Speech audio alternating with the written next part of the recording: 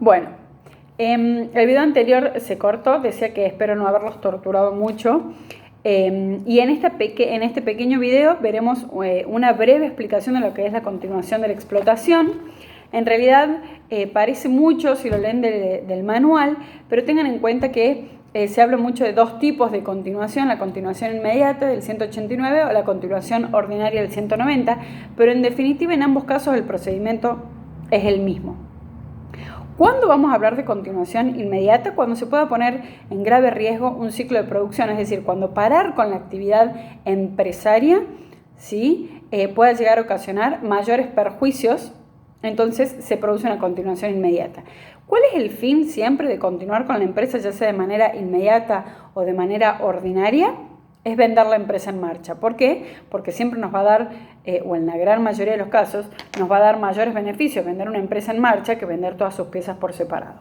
Entonces el artículo 189 nos dice: el síndico puede continuar de inmediato con la explotación de la empresa o alguno de sus establecimientos si de la interrupción pudiera resultar con evidencia un daño grave al interés de los acreedores y a la conservación del patrimonio, si se interrumpiera un ciclo de producción que puede concluirse o entiende que el procedimiento resulta económicamente viable. También la conservación de la fuente de trabajo habilita la continuación inmediata de la explotación de la empresa o de alguno de sus establecimientos si las 2/3 partes del personal en actividad o de los acreedores laborales organizados en cooperativa, incluso en formación, lo solicitan al síndico o al juez si aquel todavía no se hubiese hecho cargo a partir de la sentencia de quiebra dentro de los últimos 5 días. En definitiva, vamos a hablar de continuación inmediata cuando vamos a tener en cuenta, en definitiva, cuando la interrupción pueda llegar a producir un grave daño, ¿sí? A los acreedores, al ciclo de producción, y también obviamente se pondera siempre la fuente de trabajo, mantener la fuente de trabajo de la empresa. ¿Quién puede solicitar la continuación inmediata? Esto es, o el síndico, o si no lo hubiera requerido el síndico, dentro de los 5 días de la última publicación de edicto, lo podrían pedir los acreedores, los trabajadores, las 2/3 partes de los trabajadores en actividad. Sí, acá hay todo un debate, esto de que dice los trabajadores en actividad o los acreedores laborales. Pueden ser uno u otro, pero estas 2/3 partes las vamos a computar dentro de los trabajadores en dependencia, ¿sí? Porque lo que queremos conservar es su fuente de trabajo. Si no lo hubiera pedido el síndico, lo pueden solicitar la cooperativa en formación, conformada por las 2/3 partes, que lo pueden solicitar al síndico y el síndico luego hará conocer al juez o directamente al juez. ¿Sí? Bien, entonces, un ejemplo de que se produciría un grave daño es un diario, ¿sí? Si el diario frena, no tiene sentido que no salga el diario todos los días, o la cosecha, ¿sí? Etcétera. El juez puede adoptar las medidas que estime pertinentes, incluso la cesación de la explotación con reserva de lo expuesto. Claramente que esta solicitud de continuación inmediata de la explotación no es vinculante para el juez. Ya sabemos que quien decide y resuelve en última instancia siempre será el juez, ponderando, ya veremos todos los puntos que nos prevé el artículo 190 y que van a estar en la resolución del 191. La cooperativa puede estar en formación y tendrá un plazo de 40 días, ¿sí? Para terminar de conformarse.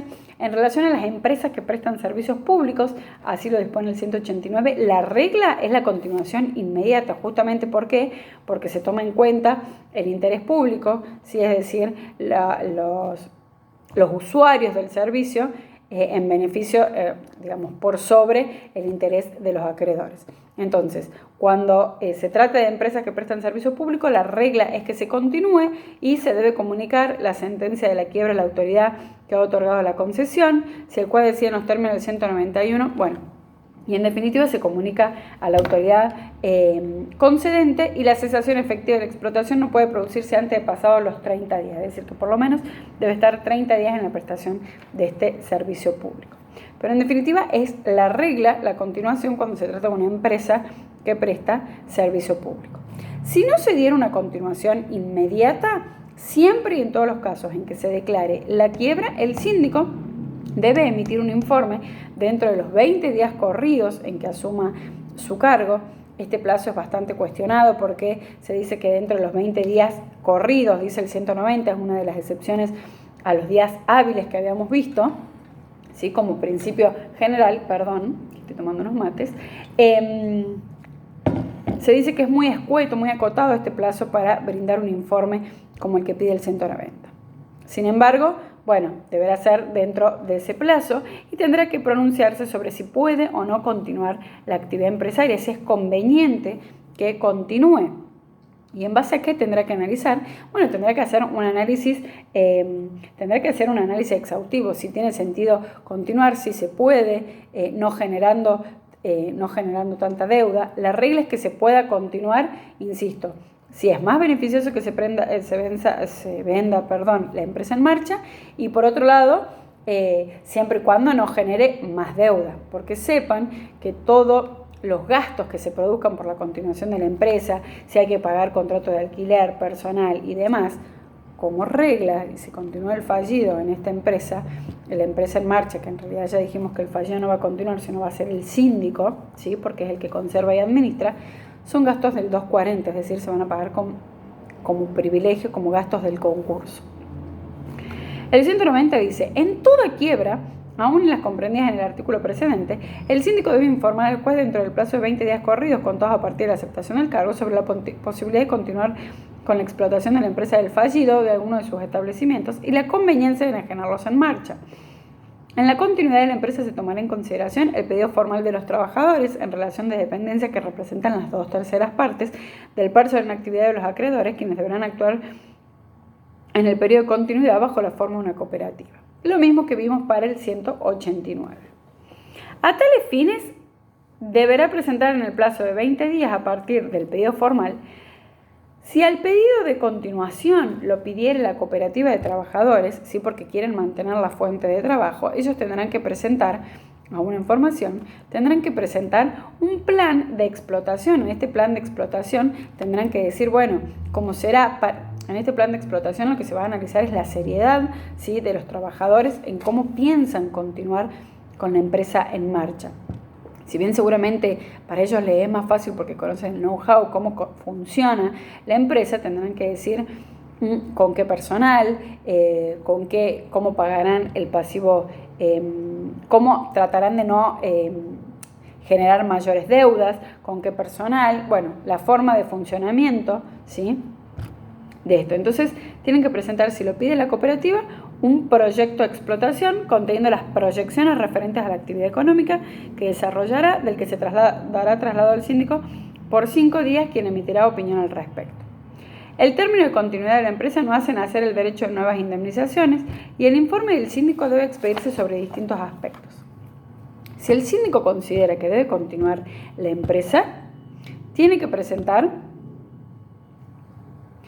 la posibilidad, debe referirse sobre la posibilidad de mantener la explotación sin contraer nuevos pasivos, salvo los mínimos necesarios para el giro de la explotación. Acá les dije, lo importante no es que la empresa va a generar de repente activos, porque si no, no se hubiera ido a la quiebra, sino que pueda seguir funcionando sin generar tantos pasivos, ¿sí?, sino que estos pasivos sean bajos.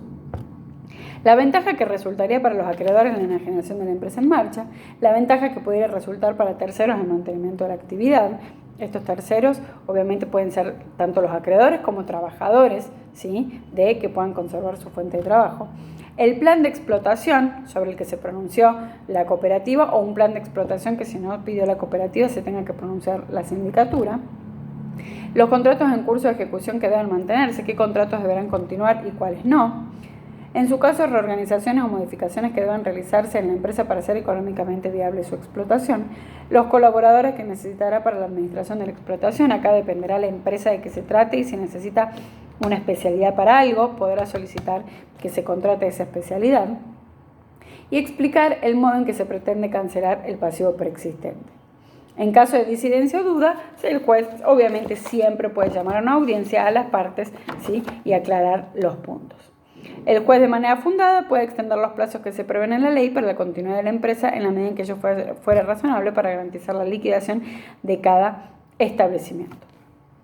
El juez puede o autorizar la continuación o no. Ya dijimos que no es vinculante lo que se pronuncie, lo que pida la sindicatura o la cooperativa, ¿sí? En caso de que autorice la continuación, se debe pronunciar de manera fundada, ¿sí?, debe pronunciarse explícitamente sobre el plan de explotación, el plazo por el que continuará la explotación, la cantidad y calificación profesional del personal, los bienes que pueden emplearse, la designación o no de más de uno de coadministradores y la autorización del síndico para contratar colaboradores, los contratos en curso de ejecución que se mantendrán y los que no, el tipo y periodicidad de la información que deberá suministrar el síndico, en su caso el coadministrador.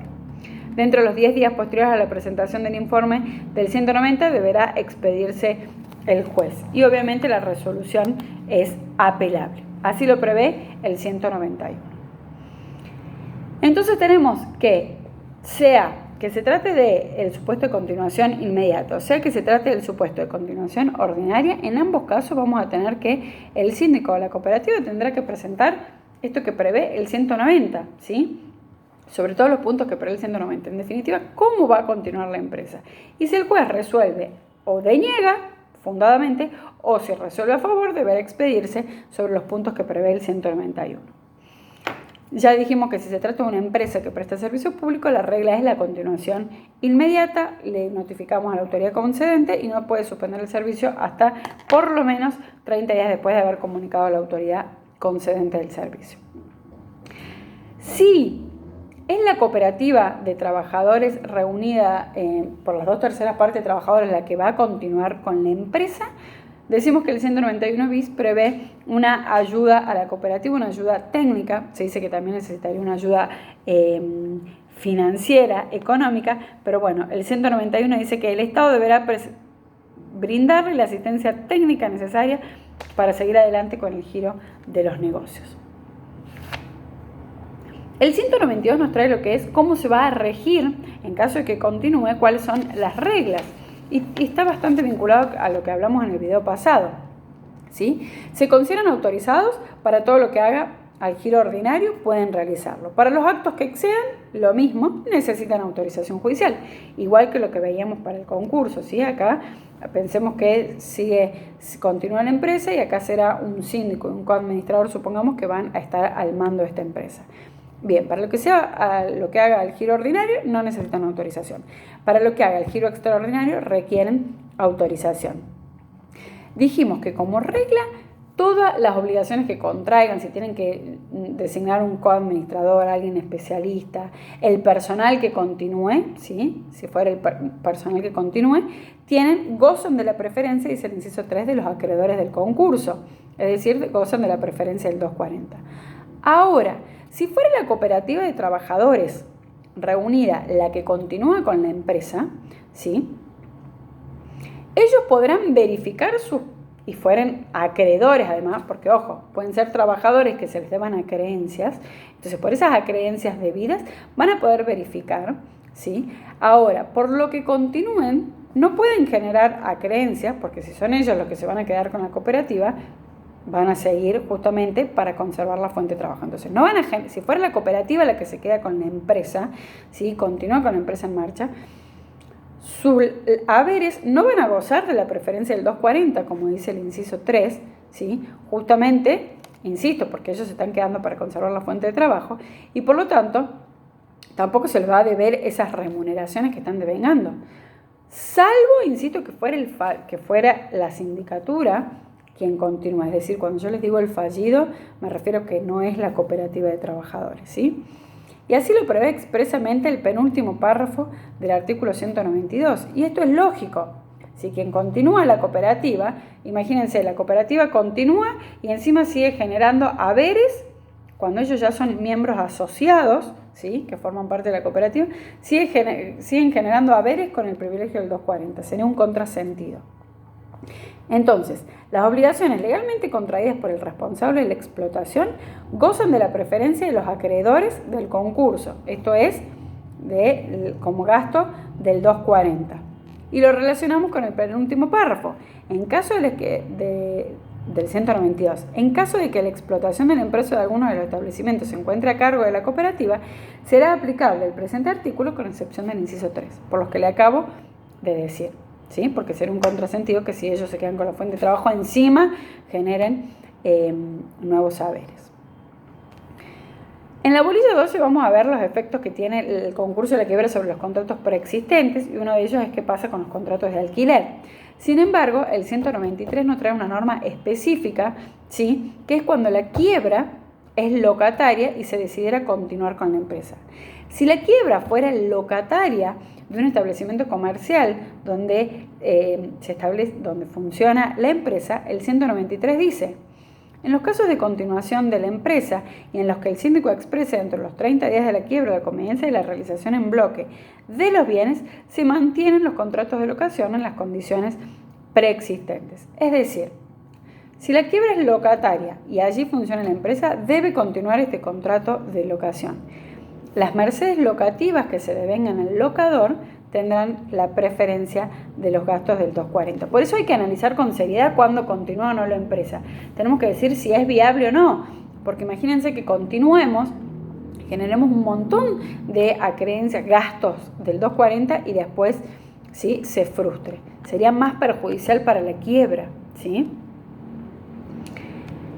Luego tenemos en materia de hipoteca y prenda, ¿sí? En la continuación de la empresa, tenemos que todo lo que tenga que ver con continuación de la empresa nos dice que si tuviéramos bienes que estuvieran garantizados con prenda o hipoteca, es decir, acreedores prendarios o hipotecarios, pero estos fueran necesarios para la explotación, la ley prevé que no se puedan ejecutar, excepcionalmente que no se puedan ejecutar como regla esos créditos prendarios o hipotecarios hasta un plazo máximo de 2 años.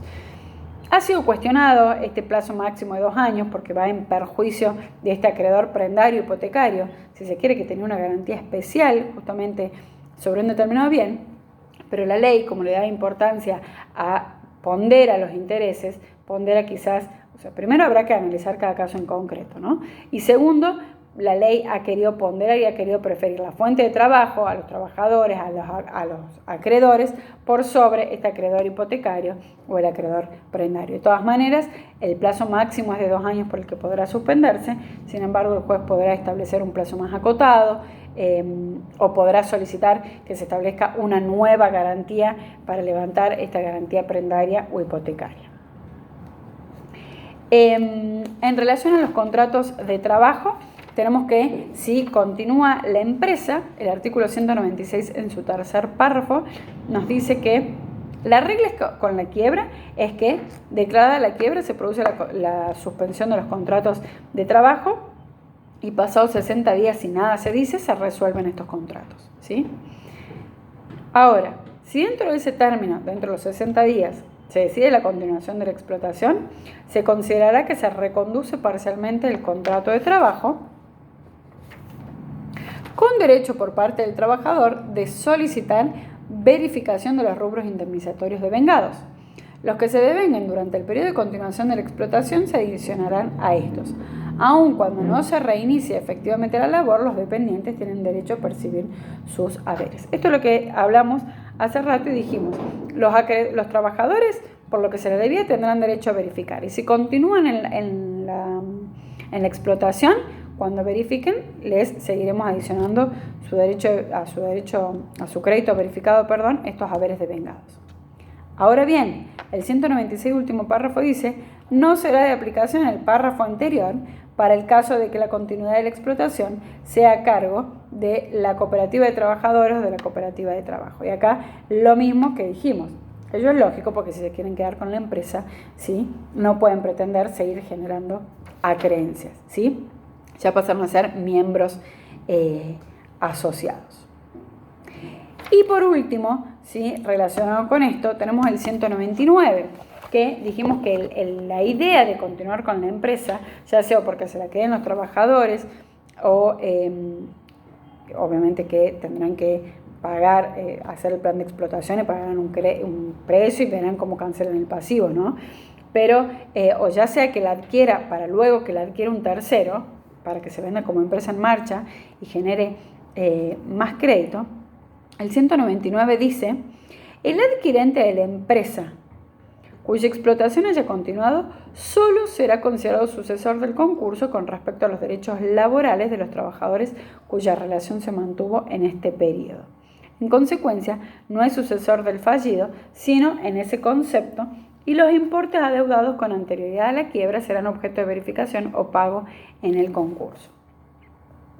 En definitiva, lo que quiere decir, porque esto ha sido agregado por la reforma 26.648, lo que en definitiva el adquirente de la empresa en marcha, ¿sí?, de lo que se hará cargo, ¿sí?, es de los contratos que hayan sido necesarios para la continuación de la explotación. Todos los haberes que se hayan devengado, todo el pasivo que se haya generado, las deudas laborales de los trabajadores anteriores a la declaración de quiebra, serán pagadas por los gastos de la quiebra, ¿sí? Tendrán que ir a verificar, ¿sí?, y seguirán su proceso. Ahora, el adquirente se hará cargo, ¿sí?, adquiere en definitiva la empresa sin pasivo. El adquirente, este precio obviamente se compensará, pero adquiere la empresa sin pasivo, es decir, que se hará cargo de lo que se haya generado solamente por las acreencias de los gastos, acreencias que dijimos que tendrían la preferencia de los gastos del 240. Esto, insisto, parece mucho lío, pero en definitiva tienen que tener en claro que cuando hablamos de dos tipos de continuación, incluso se habla también de tres tipos de la continuación atípica del 187, en definitiva es o continúa de manera inmediata, porque el síndico o la cooperativa lo piden en forma inmediata porque se puede llegar a producir un daño mayor si se frena con la actividad, o bien una continuación ordinaria, que es a través del informe del síndico dentro de los 20 días corridos en que se decretó la quiebra. Sea la continuación inmediata, sea la continuación ordinaria, el proceso es el mismo. El síndico va a tener que pronunciarse sobre todos los puntos del 190, el juez resolverá en el 191 y los efectos que vimos, el resto de los efectos se aplica tanto en uno como en otro caso, ¿sí? Los invito a leer los artículos de la ley, me parece que es bastante claro, ¿sí? Bueno, y les deseo mucha suerte. Hasta acá sería la bolilla 11. Bueno, nos estamos viendo en un próximo encuentro virtual. Ya ni siquiera les digo espero verlos pronto porque me parece que como vamos no nos veremos. Así que ya por cábala no se los digo. Les mando un beso grande y bueno, sepan que como siempre estoy a disposición. Hasta luego.